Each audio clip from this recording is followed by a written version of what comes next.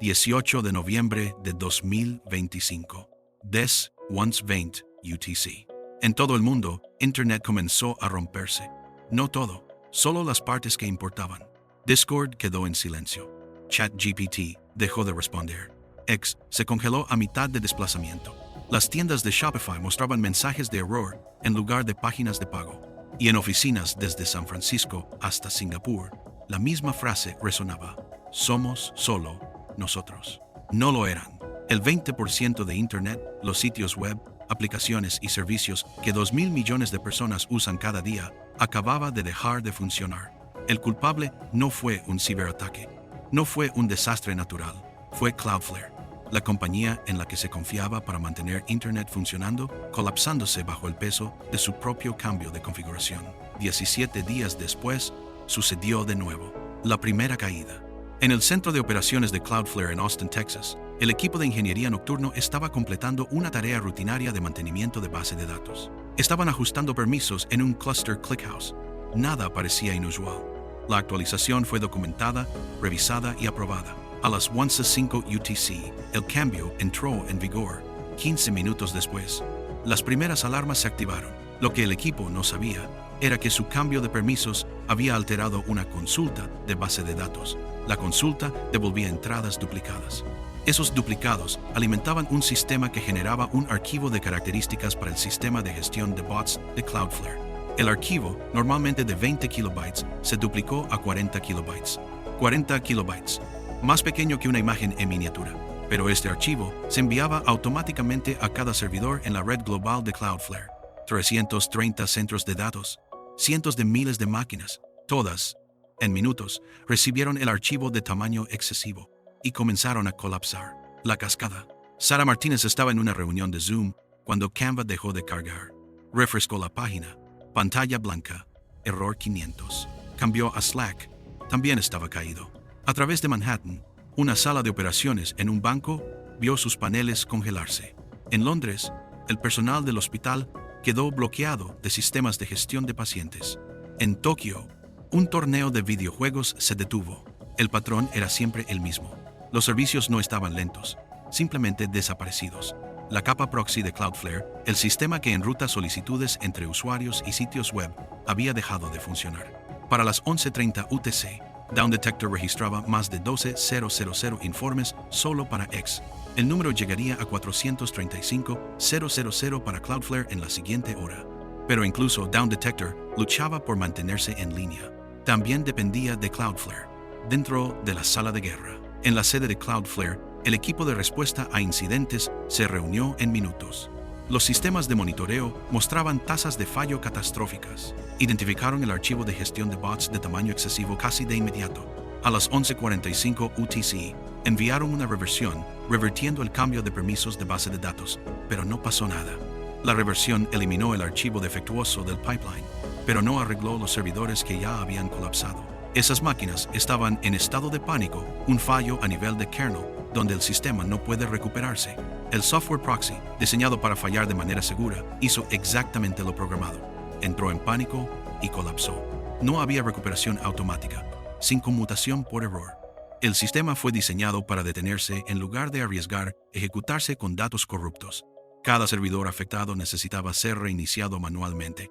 Con cientos de miles de máquinas en 330 centros de datos, manual significaba lento. La larga recuperación. La recuperación no ocurrió en olas, ocurrió en tartamudeos.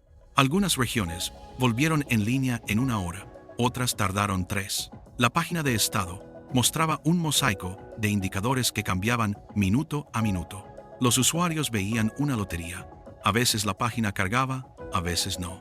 Para las empresas, el daño fue inmediato. Los comerciantes de Shopify vieron desaparecer el tráfico del Black Friday. Una plataforma de comercio electrónico quemó aproximadamente $500,000 por hora de tiempo de inactividad. Los analistas intentaron estimaciones. Pérdidas directas de comercio electrónico, 180 a 360 millones de dólares. Impacto económico total, potencialmente excediendo 600 millones. El precio de las acciones de Cloudflare cayó 3.9%, borrando 1.8 mil millones en capitalización de mercado. Para las 17:06 UTC, casi 6 horas después, Cloudflare declaró la restauración completa del servicio. Pero restaurado no significaba terminado. La promesa. El CEO de Cloudflare, Matthew Prince, emitió una disculpa pública. Derribamos parte de Internet. Nuestras sinceras disculpas. El equipo de ingeniería publicó un análisis post-mortem detallado. Delinearon mejoras, mejor validación de archivos de configuración, capacidad de deshabilitar características globalmente, monitoreo mejorado y cambios arquitectónicos para evitar que un fallo de componente derribe toda la red. Los analistas notaron la transparencia, pero la transparencia por sí sola no reconstruye la confianza.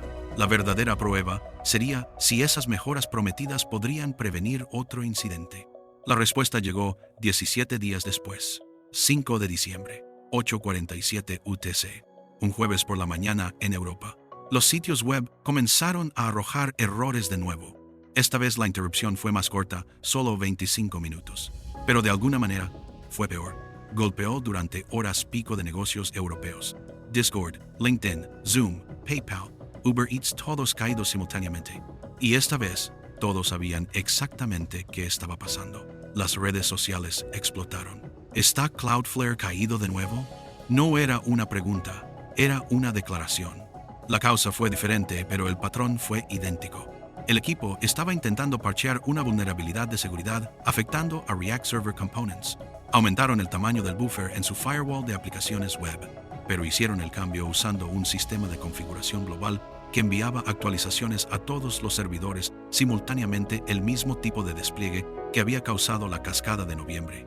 Y las salvaguardas prometidas aún no estaban completamente implementadas. El cambio activó un error de análisis en su software proxy F1. 25 minutos de interrupción global, millones afectados, y una realización condenatoria. Las correcciones no estaban en su lugar todavía. El patrón.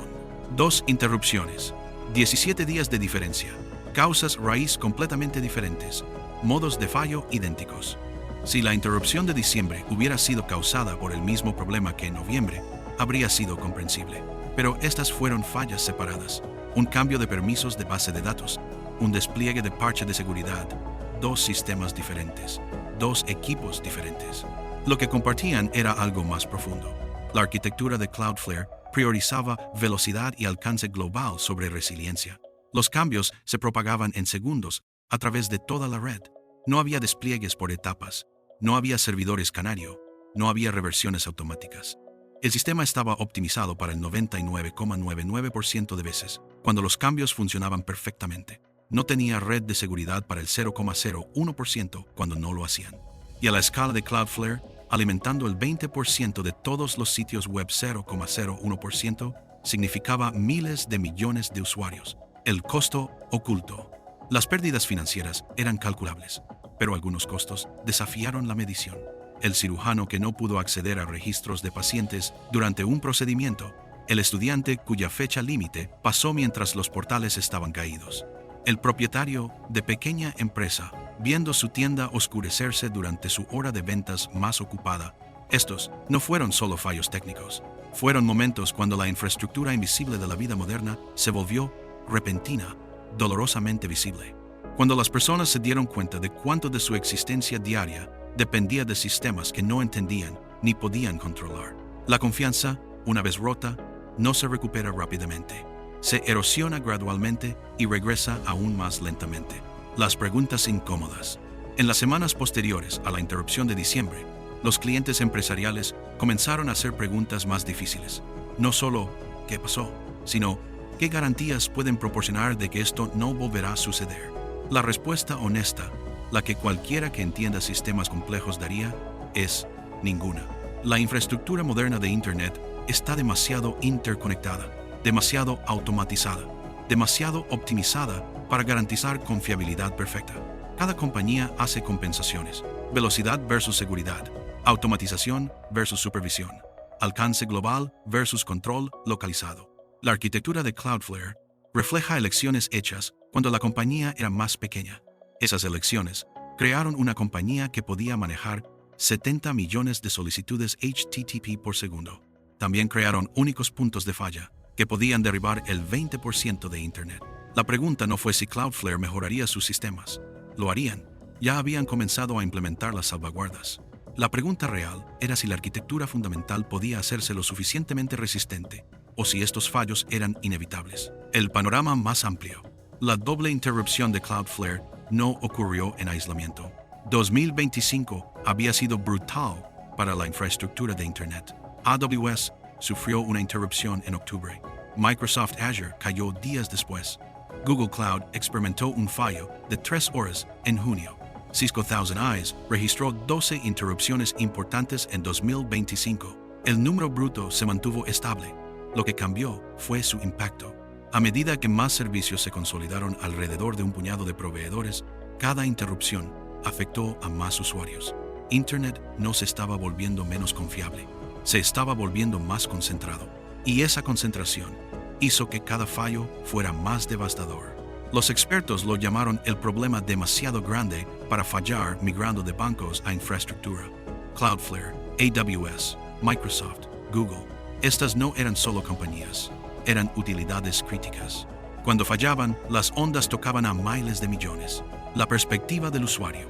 Pregúntale a alguien en la calle sobre las interrupciones de Cloudflare y la mayoría no reconocerá el nombre. Recordarán frustraciones específicas. X, que no carga. ChatGPT, agotando el tiempo. Su juego favorito, negándose a conectar. No conectarán estas molestias con una sola compañía, una sola arquitectura, un solo conjunto de decisiones. Esta desconexión es tanto el triunfo como la tragedia de la tecnología moderna. Cuando todo funciona, la complejidad es invisible. Pero cuando esos sistemas fallan, esa ignorancia se transforma en impotencia. No hay nadie a quien llamar. No hay botón de reinicio. Solo mensajes de error y esperanza. Las interrupciones recordaron a las personas algo que preferirían olvidar.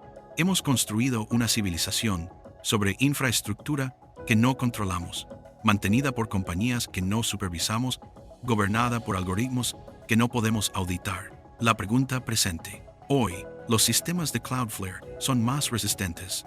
Los fallos específicos han sido abordados. La compañía continúa creciendo, agregando clientes, procesando más tráfico, pero el desafío fundamental permanece sin resolver. ¿Cómo construyes sistemas que nunca deben fallar cuando el fallo es inevitable? ¿Cómo sirves a miles de millones de usuarios con la velocidad que demandan y la confiabilidad que merecen? Estas no son solo las preguntas de Cloudflare, son las preguntas de Internet. Cada proveedor enfrenta las mismas tensiones. Las interrupciones terminaron. Los sistemas están restaurados. La vida volvió a la normalidad. Pero en algún lugar, ahora mismo, un ingeniero está desplegando un cambio de configuración. Una consulta está devolviendo resultados inesperados.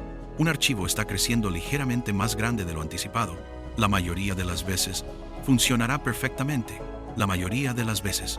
El 18 de noviembre y el 5 de diciembre de 2025, aprendimos qué sucede cuando la mayoría de las veces no es suficiente.